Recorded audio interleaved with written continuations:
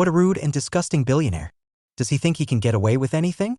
Why do guys like him always seem to dodge the consequences? That's exactly what the street was buzzing about after one of the richest people in the world rolled into town. It was a quiet summer day in a small American town.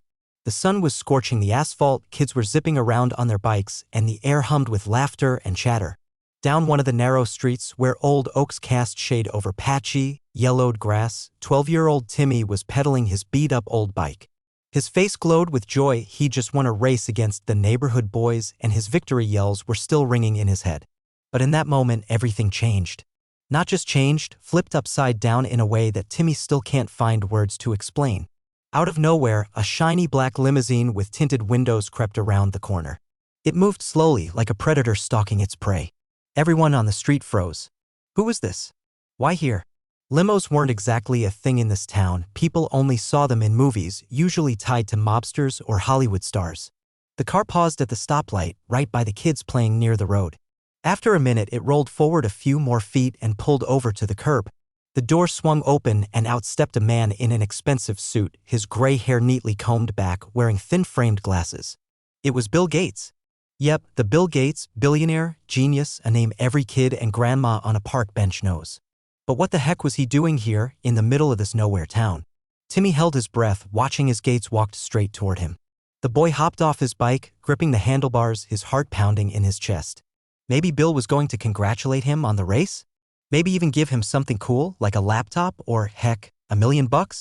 Timmy's mind raced with wild possibilities, but what happened next smashed all his dreams in an instant. Gates stopped, fixed Timmy with a cold, piercing stare, and then pulled a small folding knife from his pocket. Everyone gasped. Moms on porches screamed, kids scattered, and old Mr. Johnson, sitting on a bench with his newspaper, shouted, "What in the hell?" Timmy stood frozen, unable to move as Gates leaned down toward his bike and, with a sharp shoo-shoo-shoo, slashed the front tire. Then the back one. The air hissed out and the bike sank helplessly to the ground. Timmy felt tears welling up. That bike was his only one, old, scratched up, but his trusty sidekick for every adventure. "Are you out of your damn mind?" yelled Mrs. Parker, the neighbor, tossing aside the rag she'd been wiping her hands with. She rushed over to Timmy, wrapping her arms around him like she was shielding him from this lunatic billionaire. Bill Gates stood up, calmly folded the knife back into his pocket and, without a single word, turned back to the limo. The door slammed shut, the car peeled out, leaving behind a cloud of dust and a chorus of outraged shouts. It all happened so fast no one even had time to snap a picture. Can you believe it? He shows up here just to mess with a poor kid, the street buzzed. Timmy stood over his wrecked bike, sniffling quietly. His mom, Jen, bolted out of the house, saw her son in tears, and furiously shook her fists in the direction the car had gone. Who does he think he is, pulling something like this? A billionaire acting like some punk, she hollered.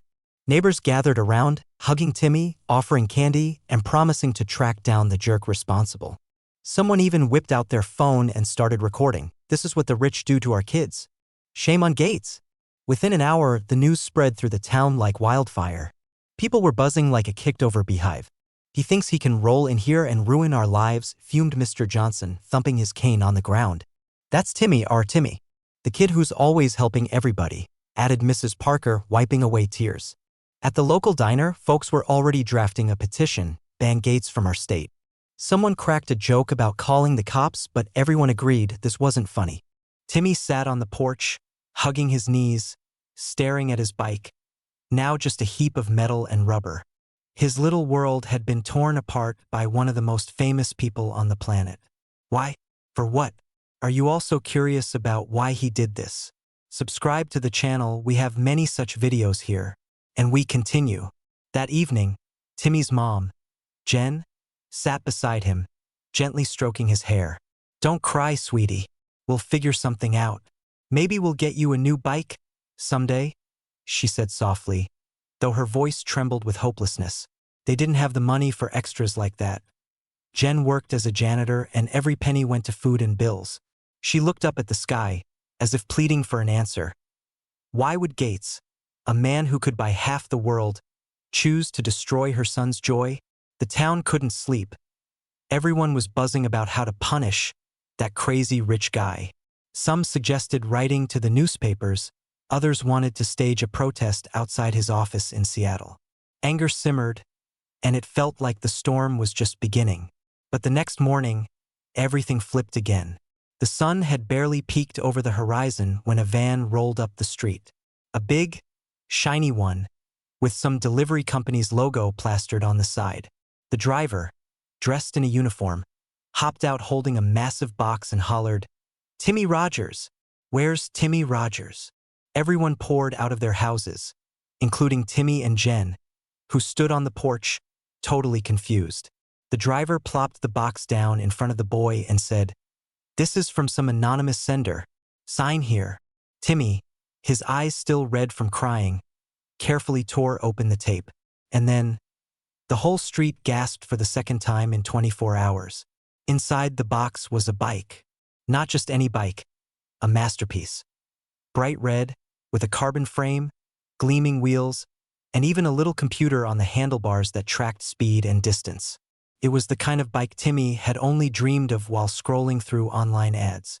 Jen covered her mouth with her hands, and the neighbors started whispering, "Who sent this? Could it be?"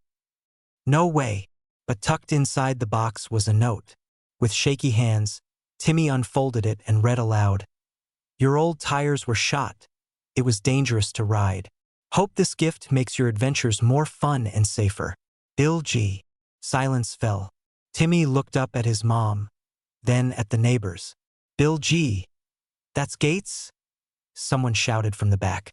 Mrs. Parker, who'd cursed him up and down the day before, suddenly turned red. Mr. Johnson lowered his cane and muttered, "Well, I'll be damned." And Timmy, hardly believing his eyes, ran to the bike, hopped on, and took it for a spin around the yard. He laughed, for the first time in a day, while his mom stood there, quietly wiping tears, not from sorrow this time, but from relief. "Do you think this could happen in your city?"